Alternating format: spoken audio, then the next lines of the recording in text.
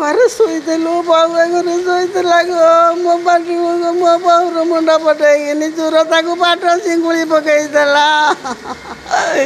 ଅନୁଗୁଳ ନାଲକୋ ଥାନା କାଣ୍ଡସରା ପଞ୍ଚାୟତ କୁରାଳ ସାହିରେ ଘଟିଛି ଅଘଟଣ। ସୂଚନା ଅନୁସାରେ କୁରାଳ ସାହିର ଦୁଃଖବନ୍ଧୁ ବେହେରାଙ୍କ ଘରେ ଦୁଃଖବନ୍ଧୁଙ୍କ ସ୍ତ୍ରୀ ପ୍ରଣତି ବେହେରା ଓ ତାଙ୍କ ଭାଉଜ ସ୍ୱାଗତିକା ବେହେରା ମା କମଳା ବେହେରା ଘରେ ରହୁଥିଲେ। ପ୍ରଣତିଙ୍କ କହିବା ଅନୁଯାୟୀ ସମସ୍ତେ ରାତିରେ ଖିଆପିଆ ସାରି ନିଜ ନିଜ ରୁମ୍ରେ ଯାଇ ବିଶ୍ରାମ କଲାବେଳେ ହଠାତ୍ କେହି କବାଟ ବାଡ଼େଇଥିଲେ।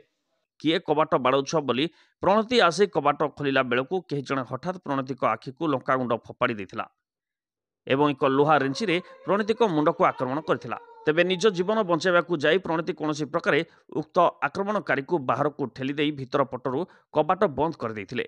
ଆମେ ଖାଇ ପିଇ ସାରିକି ଘର ଭିତରକୁ ଯେମିତି ଶୋଇବାକୁ ଯାଇଛୁ ମୋବାଇଲ ଦେଖୁଥିଲୁ ମା ପୁଅ ବସିକି କେହି ଜଣେ କବାଟ ଖୁଡ଼ଖୁଡ଼ କଲା। ଖୋଲିକି ଦେଖିଲା ବେଳକୁ ସେ ସାଙ୍ଗେ ସାଙ୍ଗେ ଆଖିରେ ଲଙ୍କାଗୁଣ୍ଡ ପକେଇଦେଲା। ପକେଇକି ସାଙ୍ଗେ ସାଙ୍ଗେ ଆଟାକ୍ କଲା ପଛ 12ଟା ପରେ। ତାପରେ ତାକୁ ଗୋଟେ ମାଡ଼ ଦେଲା ପରେ ତାକୁ ମୁଁ ଠେଲିକି ଘରୁ ବାହାର କଲି। ତାପରେ ଭିତରୁ ଲକ୍ କରିଦେଲି। ସିଏ ଯାଇକି ତାପରେ ଆଉ ସମସ୍ତଙ୍କୁ ଘରେ ରେଞ୍ଚିରେ। ଅନ୍ୟପଟେ ସ୍ୱାଗତିକା ବେହେରାଙ୍କ ମୁହଁକୁ ମଧ୍ୟ ଲଙ୍କାଗୁଣ୍ଡ ପକାଇ ଆକ୍ରମଣ କରିଥିଲେ। କୌଶଳ କ୍ରମେ ସ୍ୱାଗତିକା ଜୋରରେ ପାଟି କରିବାରୁ ଦୁର୍ବୃତ୍ତମାନେ ଘରୁ ପଳାଇ ଯାଇଥିଲେ। ତେବେ ପ୍ରଣତିକୁ ରକ୍ତାକ୍ତ ଅବସ୍ଥାରେ ପାଇ ପରିବାର ଲୋକେ ସ୍ଥାନୀୟ ମେଡିକାଲରେ ଭର୍ତ୍ତି କରିଥିଲେ। ପରିବାର ଲୋକଙ୍କ କହିବା ଅନୁସାରେ ଜଣେ ମହିଳା ଏବଂ ଜଣେ ପୁରୁଷ ଆକ୍ରମଣ କରିଥିଲେ। ସ୍ୱାଗତିକା ବେହେରା ଘରେ ଆଜି 12ଟା ବେଳେ ମୁଁ ତ ଛାତ ଉପରକୁ ଯାଇଥିଲି, ମୁଁ କିଛି ଜାଣିନି। ଛାତ ଉପରକୁ ଯାଇଥିଲି, ଛାତ ଉପରକୁ ଫେରିଛି। ଜଣେ କିଏ ପୁଅ ପିଲା ତାପରେ ଆମର ରୁମ୍କୁ ମା ହେରିକା ଯେଉଁ ରୁମ୍ରେ ଶୋଇଥିଲେ ସେଠି କବାଟ ସେ ଦେଉଥିଲା। ମୁଁ ଭାବିଲି କିଏ ବୋଧେ ବାହାରକୁ ଯାଇଥିଲେ, ଆମ ଦିଅର ଯାଇଥିଲେ ବାହାରକୁ, ସେ ବୋଧେ ଘରକୁ ପଶିଲେ। ମୁଁ ତାପରେ ଡାକିଲି, ମୁଁ କହିଲି ଦୁଃଖ ଆସିଲ କି ଘରକୁ, କ'ଣ ପାଇଁ ବୁଟ୍ ପିନ୍ଧିକି ଘରକୁ ଗଲ?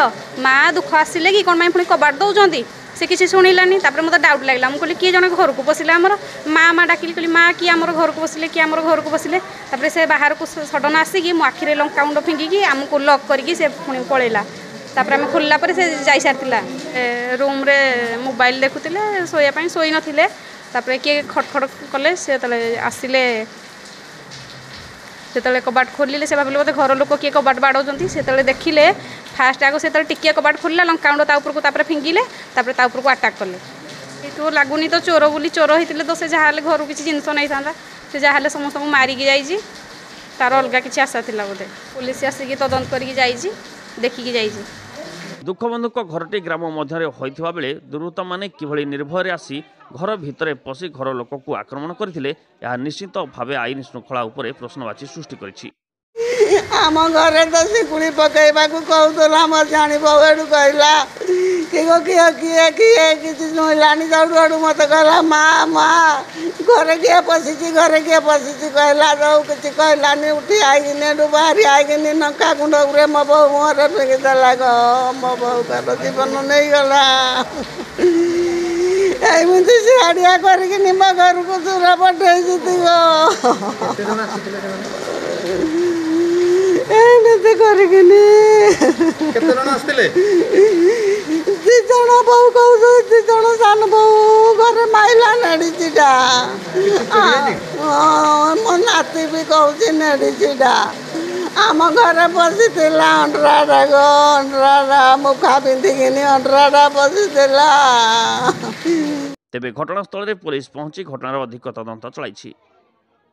Bureau report, Angul live.